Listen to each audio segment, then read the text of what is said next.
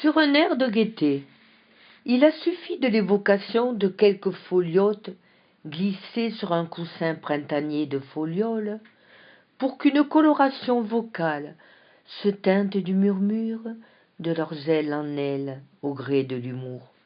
Il a suffi d'un bouquet de fraîcheur finement saupoudré de pétulance pour qu'un parfum de complicité ne s'épanouisse sur l'empreinte de l'échange à fleurir. Quand la belle dame passe par là, elle illumine l'ombrelle de l'aurore.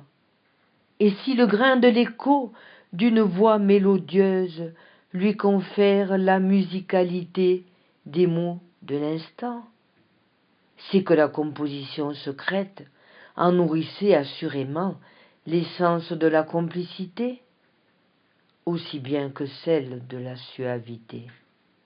Elle a beau s'en garder, qu'elle ne peut les contenir toutefois sans impatience, en terrain si soigneusement préservé, où le pas de la générosité n'aspire qu'à exalter la fibre de l'amitié.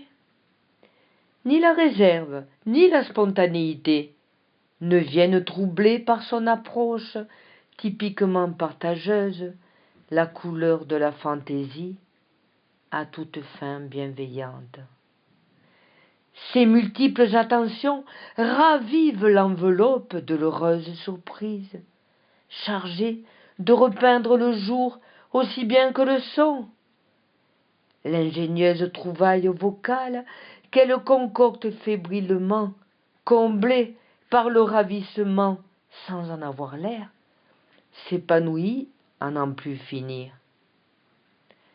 Sa nature nourrie de jovialité ourle la boutonnière qu'elle brode délicatement lors de son doux passage.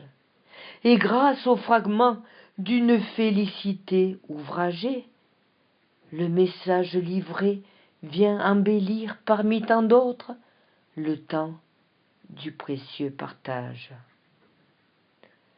D'image en pensée, la diva butine chacune des cordes du lumineux présent sur un air de gaieté, et le cœur débordant, regorgeant d'une sereine vigilance, se fait le semeur d'un chapelet de petits bonheurs déposés sur la route de la rencontre, tandis que l'heureux plaisir irradie la culture du partage.